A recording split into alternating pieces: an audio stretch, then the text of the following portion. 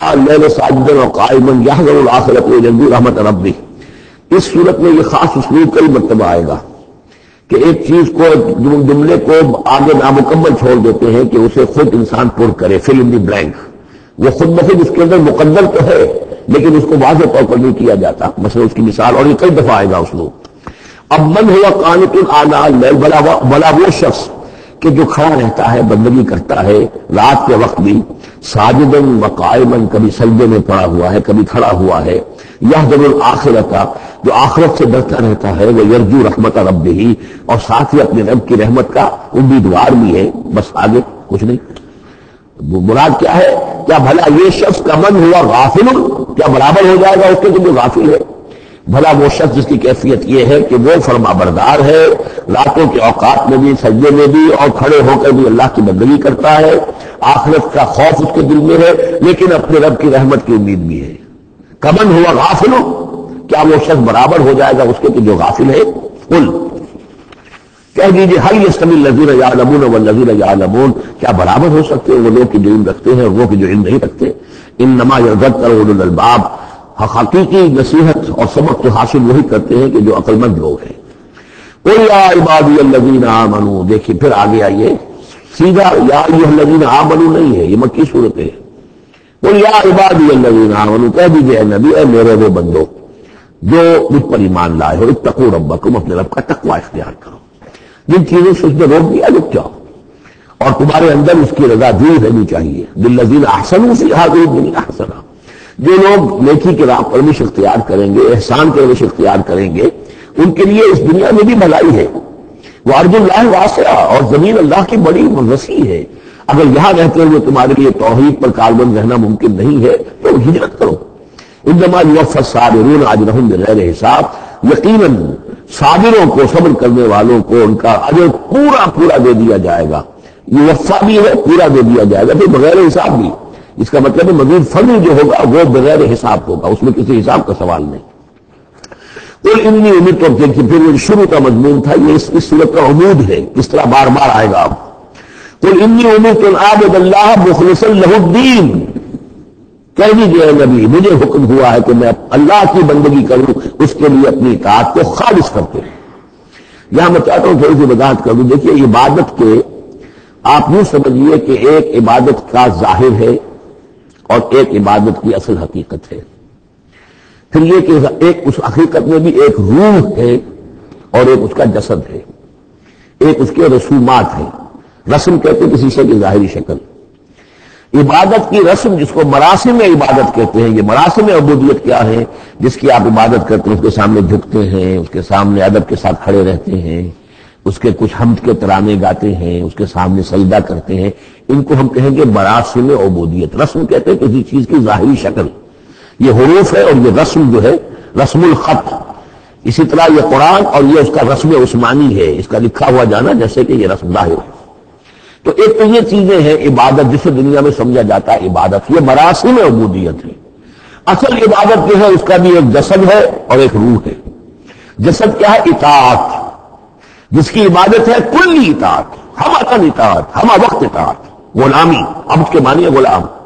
چنانچہ دو دفعہ ہم پڑھ چکے ہیں کہ فرعون نے کہا تھا بنی اسرائیل کے بارے میں، قومہما لنا عابدون، یہ جو ہارون اور موسیٰ کی قوم ہے وہ تو ہماری غلام قوم ہے.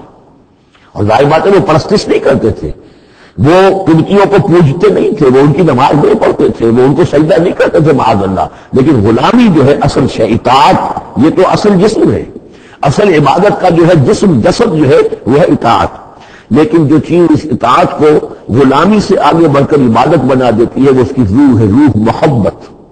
جس ہستی کی اطاعت محبت کے ساتھ کی جائے گی وہ عبادت ہو جائے گی. ایک جبرن اطاعت کی جا رہی ہے.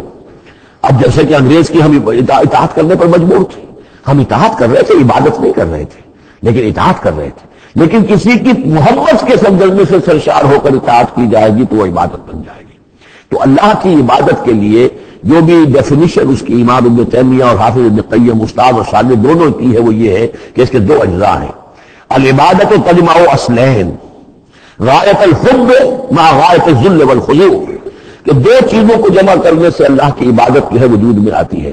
ہر درجے کی محبت اللہ کے ساتھ اور ہر درجے میں اللہ کے سامنے اپنے آپ کو بچھا دینا، مطیع اور منقاد ہو جانا۔ اچھا یہ تو ہے اصل عبادت، لیکن اس کے لیے جو رسم ہے وہ کیا ہے؟ کبھی کبھی کھڑے ہو کر کبھی سلوٹ کر لینا ہے، کبھی ہاتھ جوڑ دینا ہے۔ اب ہندوؤں کے ساتھ ہاتھ جوڑنا ہے، یہ ان کے یہاں کی رسم ہے۔ قنوت ہے، ہمارے ہاں قنوت ہے، ادب کے ساتھ کھڑے ہونا ہے، کبھی جھک جانا ہے، رکوع کرنا ہے، کبھی سجدہ کرنا ہے، حمد کے ترانے جو ہے پڑھ رہے ہیں، تسبیح کر رہے ہیں، یہ اس کی مراسم عبودیت ہے۔ عبادت اصل کیا ہے؟ اطاعت کلی، اللہ کی محبت سے سرشار ہو کر۔ تو اس صورت کا جو عبود ہے وہ یہ ہے کہ اللہ کی عبادت کرو، اس کے لیے اپنی اطاعت کو خالص کرتے ہو۔ اطاعت میں آپ نے کسی اور کو شامل کر دیا، انڈیپینڈنٹ آف ہم، اللہ کی اطاعت سے آزاد مستقل بذات اطاعت، یہ شرک ہے، اور وہ اطاعت اللہ کو قبول نہیں۔ وہ منہ پر دے مارے گا، یہ مجھے 25% اطاعت نہیں چاہیے آپ کی، آپ لیجیے اپنے سر پاس رکھیے، مجھے تو چاہیے 100%۔ وادخلوا فی السلم کافہ، اور ہم سمجھتے ہیں کہ ہم 5-10% بھی تنخواہ لیں گے اللہ تعالیٰ کو تب بھی ہمیں جنت کو دے ہی دے گا۔ یہی ہے اصل میں ہمارا جو سارے سوچ کا فطور ہے۔ یہ کل زندگی اور کل بندگی جو ہے اس کا تصور ذہنوں سے نکل چکا ہے۔ یہ تصور ہے جو اس صورت سے اب اس کی جڑ پڑ رہی ہے، اور یہ در حقیقت کلائمیکس کو پہنچے گا چوتھی صورت میں جا کر سورہ شورى میں۔ تو دیکھیے پھر آ گیا قل انی امرت ان اعبد اللہ مخلصا لہ الدین، کہہ دیجیے مجھے تو حکم ہوا کہ میں اللہ کی بندگی کروں، اس کے لیے اپنی اطاعت کو خالص کرتے ہوئے۔ وامرت لان اکون اول المسلمین، اور مجھے حکم ہوا کہ سب سے پہلا مسلم، سب سے پہلا فرما بردار میں خود بنوں۔ یہ نہیں ہے کہ میں تمہیں فرما برداری کی دعوت دے رہا ہوں، خود جو ہے میں اللہ کی نافرمانی کروں، یہ نہیں۔ قل انی اخاف ان عصیت ربی عذاب یوم عظیم، کہہ دیجیے مجھے تو خود اندیشہ ہے اگر میں اپنے رب کی نافرمانی کروں تو ایک بڑے دن کا عذاب مجھے آ پکڑے گا۔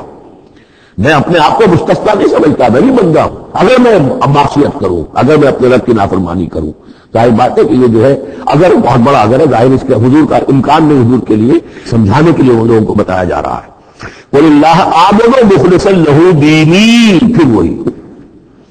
حالانکہ دیکھیے ایک بات ہے کہ ایک ہی اسلوب کو بار بار تکرار سے لانا عام ہماری دنیا میں جو ہمارے نگارش کے اور جو بھی یعنی تصنیف و تعریف کے اصول ہے اس کو عیب سمجھا جاتا ہے کہ یہ تو تصنیف و تعریف کا عیب ہے کہ اسلوب کو آپ تکرار میں لا رہے ہیں۔ یہ تو کمال اللہ کا ہے فصاحت و بلاغت کا کہ وہ لا رہا ہے اس کو بار بار، اور پھر کوئی بھاری نہیں گزرتا، بلکہ یہ کہ اس کے اندر اس کے اور حسن بڑھ رہا ہے۔ لیکن یہ کہ اس تکرار سے جو ایمفیسس ہے اس کو سمجھیے کہ یہ اسلوب بار بار کیوں آ رہا ہے۔ پہلی آیت یہ تھی تنزیل الکتاب من اللہ العزیز الحکیم انا انزلنا الیک الکتاب بالحق فاعبد اللہ مخلصا لہ الدین الا للہ الدین الخالص۔